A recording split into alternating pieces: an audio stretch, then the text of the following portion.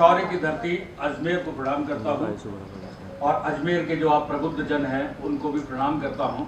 26 तारीख अजमेर के लिए काफी महत्वपूर्ण है और हो भी क्यों नहीं, या हम 5 साल के लिए एक ऐसे व्यक्ति का चयन करेंगे जो अजमेर की सोचे, जो राजस्थान की सोचे या देश की सोचे, जो राष्ट्र निर्माण की सोचे, अजमेर के विकास की सोचे। आज अजमेर की बात करते हैं तो 2 जगह पे आके अजमेर सिमट जाता है, आना सागर को देख लो या एक और जगह, जिसको लेकर अजमेर के विकास के बारे में हमें सोचना चाहिए। आज अजमेर के अंदर इतना ज्यादा डेंसिटी बढ़ चुकी, पॉपुलेशन बढ़ चुकी, ट्रैफिक का इतना बड़ा प्रॉब्लम हो चुका कि एलिवेटेड रोड्स की अब जरूरत पड़ने लग गई शहर को। इस शहर को मेट्रो की भी जरूरत पड़ने लग गई। अजमेर का विकास किस तरीके से होगा, कौन किस तरीके से सपने लेके चल रहा है, आप सब बैठे हैं, आप सबसे बातचीत होगी, बातों के अंदर कुछ चीजें निकलेगी, आप बेबाक अपनी बात कहें। तो हम शुरुआत करते हैं आज के कार्यक्रम की। नेता और अफसर अटक जाते हैं तो सुरेश सिंधी की चाबी लगा करती है। ये खाली अजमेर के चर्चे नहीं, जयपुर तक भी ये चर्चे हैं, सचिवालय में भी। अजमेर में कुछ अटक गया है तो सुरेश सिंधी को फोन लगा लो। अब इन्हीं से जानते हैं कि चूंकि बहुत बड़ा लंबा अनुभव है प्रशासनिक, क्या आपका सोच है? गुरुदेव प्रणाम, सभी को प्रणाम। मैं कुछ अलग बातें निवेदन करना चाहूँगा। जब मैं 10-20 साल का था तब भी मैंने महसूस किया कि 90% जनता सोई हुई है, 9% लोग लगभग कुछ सोचते हैं, करते कुछ नहीं है, 1% लोग कुछ करते हैं। विकसित देशों में हम देखेंगे कि 99% लोग सक्रिय हैं, 1% नालायक और क्रिमिनल टाइप के लोग होते होंगे। यूरोप में तो वो भी परसेंटेज बहुत कम है, लेकिन ठीक है। 2-3 बातें मैंने अभी देखी। एक सज्जन है, उनका नाम, मैं राजस्थान से दूर रहूँगा, कोई मेरे चैट नहीं जाए बीमारी। पड़ोसी राज्य में एक सज्जन है नाथ, मुख्यमंत्री थे। उनके बेटे के बारे में मैंने पढ़ा, 700 करोड़ की संपत्ति।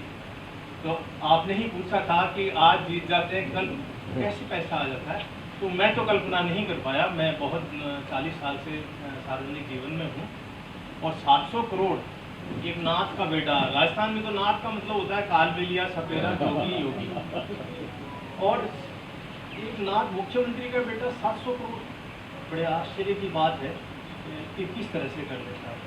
दूसरा फैक्टर देखा मैंने, तेलंगाना के मुख्यमंत्री जी हैं, अब नहीं है वो, अब उनकी बेटी जेल में है। 5 पेज का विज्ञापन एक इंग्लिश अखबार में दे रहे हैं। मैं नागरिकों के पार्ट में निवेदन कर रहा हूँ कि दोषी नागरिक हैं, 99% घर सोए हुए हैं। जब कोई भाषण देने बुलाए, बुला लो, मीटिंग में उठन कर लो, ऐसे बगीचे में बैठ के गीत गा लो। 5 पेज का विज्ञापन इंग्लिश अखबार में 5 करोड़ का होता है। ऑल इंडिया में इस बार राजस्थान में कितने लोगों को अंग्रेजी पढ़नी आती? टाइम्स ऑफ इंडिया कौन खरीदता है, कौन सा अखबार कौन खरीदता है? कोई इसका विरोध नहीं है। इस बारे में जो जागरूक लोग हैं, देश में 10 लाख वकील हैं, एक ही वकील लगा देता PIL, रिटायर्ड जज हैं, वो PIL लगा देते। 5 पेज का विज्ञापन राजस्थान के नागरिक पढ़ रहे हैं, तेलंगाना का तेलंगाना, राजस्थान के कितने लोग तेलंगाना शब्द प्रॉपरली बोल सकते हैं?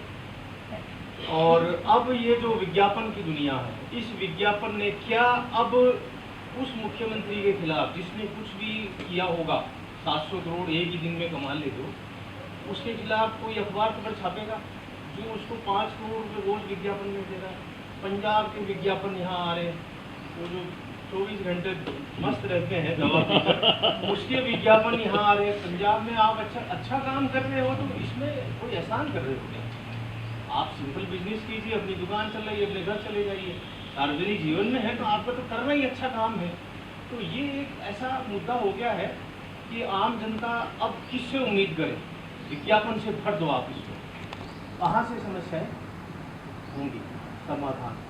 दूसरा मैं एक निवेदन करना चाहूँगा, एक सामान्य परंपरा होती है कि हर आदमी जिससे भी कहो साहब मैं अकेला क्या करूँ साहब मैं, और एक हमें पढ़ा भी ऐसा गलत दिया गया कि अकेला चना भार नहीं फोड़ सकता। इसके मैं 2 एग्जाम्पल देना चाहूँगा। मैं प्रशासनिक सेवा से पहले बैंक में अफसर था, स्टेट बैंक ऑफ इंडिया में। पर स्टेट बैंक ऑफ इंडिया में जो मेरे ऑफिस के बिल्कुल सामने थी, वहाँ मैं लोन के लिए, होम लोन के लिए फॉर्म लेने गया। वो एक दूसरे की तरफ मुंह फाड़ के देखते, अरे वो अपने होम लोन कौन करता है? वो काला करता है, काला काला आ जाए ही नहीं। अगले दिन सुबह मेरे घर अखबार में से एक पर्चा निकला कि 30 मिनट में होम लोन लीजिए। वो अधिकारी जी यहीं बैठे हैं, मैं इनको चेक करने गया कि ये अखबार में जो पैम्पलेट आता है वो ऐसा ही आता है कि 3 दिन में जवान हो जाइए, बाल काले हो जाएंगे, हो जाएंगे। मुझे लगा ये ऐसे ही होगा। इनके पास मैं गया, इन्होंने मुझे अपने पास बैठाया और कागज एक आया कोई अकाउंटेंट, 4 कागज उसने साइन करवाए, चाय मंगवाई। 29 मिनट में होम लोन का चेक।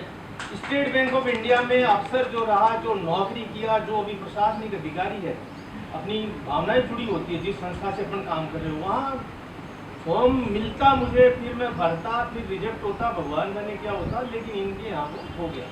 तो ऑल इंडिया में कितने बैंक हैं? आज हम मिल भी 30 साल बाद रहे हैं। ऑल इंडिया में 1 लाख मैनेजर होंगे, सिर्फ एक ने ये स्टेप उठाया, 30 मिनट में लोन ली। मैंने बचपन से महसूस किया, अभी आप मेरी जनरेशन के ज़्यादातर लोग हैं, जवान लोग तो जानते नहीं कि केरोसिन होता क्या है। केरोसिन से किसी का कोई लेना देना नहीं। केरोसिन को मैं देखता रहा कि आता कहाँ से है, जाता कहाँ है। 0 यूटिलिटी थी, मुझे भगवान ने उस पद पर बैठाया, केरोसिन वाले पद पर। मैंने महसूस किया कि DSO जिला रसद अधिकारी, अजमेर जिले में 16 लाख लीटर केरोसिन आता है। पूरे भारत में 100 करोड़ लीटर केरोसिन आता है। केरोसिन, पेट्रोल और डीजल तीनों एक ही चीज़ होते हैं, मामूली सा डिफरेंस होता है। 100 रुपये लीटर का केरोसिन बेचेंगे हम 33 में, 67 रुपये का बर्डन जनता पर, सब्सिडी आम नागरिक पर पड़ता है। Total wastage, total misuse. मेरा विचार इसको बंद करने को हुआ, लेकिन इसको बंद करने के लिए भारत के जो महामहिम हैं, जो सबसे बड़े हैं, उनसे परमिशन लेनी होती है। मैंने किसी से कोई परमिशन नहीं ली। मुझे स्टाफ ने कहा कि 80 बार से पीछे पड़ जाएंगे, अखबार वाले पीछे पड़ जाएंगे, जनता 5 MLA 8 MLA, एक बार करके देखते हैं, पंगा होगा तो सुधर जाएंगे, पीछे हट जाएंगे। मैंने राज्य सरकार को हर महीने एक चिट्ठी लिखनी होती है कि 16 लाख लीटर केरोसिन भेजो। मैंने लिखा 0 लीटर केरोसिन भेजें। 3 महीने अजमेर में 0 केरोसिन आया, बाकी 32 जिलों में बटा। बाकी 32 जिले वाले 3 महीने बाद उनको रात को सपने में देवी आई कि जेल जा सकते हैं, ACB CBI में फंस सकते हैं, कि अजमेर ज़िला 1 लीटर भी केरोसिन नहीं ले रहा है और हम पड़ोसी जिले 25-25 लाख लीटर केरोसिन ले रहे हैं। ये कहाँ आ रहा है, कहाँ जा रहा है? तो मेरे एक छोटे से प्रयास से, एक चिट्ठी, उसमें मेरे को 16 लाख की बजाय 0 लिखने से 3 महीने बाद राजस्थान क्लियर हो गया। 6 महीने बाद भारत के अन्य राज्यों के अधिकारियों को भी CBI और ACB सपने में आई, उन्होंने बंद कर दिया। आज इस मद में 6000 करोड़ रुपए प्रति महीना बचते हैं, जो किसानों को 6000 रुपये प्रति किसान को हमारे माननीय जी देते हैं। वो एक छोटे से एफर्ट, एक आदमी का एफर्ट। और मैं तो जिस जाति से हूँ, उस जाति का न तो बहुमत है, न जनसंख्या है, न आगे नाथ है, न पीछे खूंटा है। किसी से मैंने परमिशन नहीं ली, किसी से मैंने सलाह नहीं ली।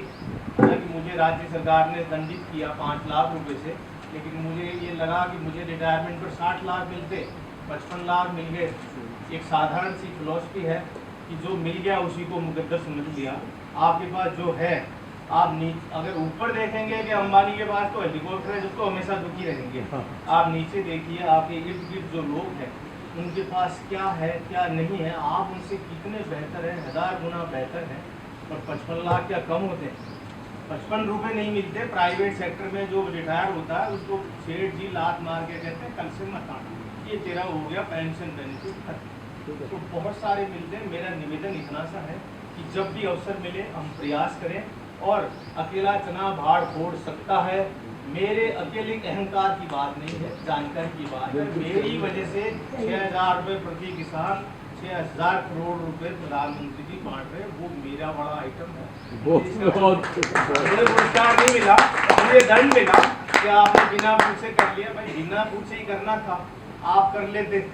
पिछले 70 सालों में एक भारत के एक भी नागरिक ने केरोसिन का विरोध नहीं किया, किसी जनप्रतिनिधि ने नहीं किया, किसी भ्रष्टाचार निरोधक ब्यूरो ने विरोध नहीं किया, पुलिस, जज, वकील, किसी ने नहीं किया। हाँ, मौका पड़ने पर भाषण सभी दे देते हैं, भाषण सभी अच्छा देते हैं। भाषण देने में कौन खराब होगा, कौन कमजोर? जो पुरुष तो वैसे भी भाषण अच्छा दे देते हैं, घर पे बोल नहीं पाते तो बाहर। धन्यवाद।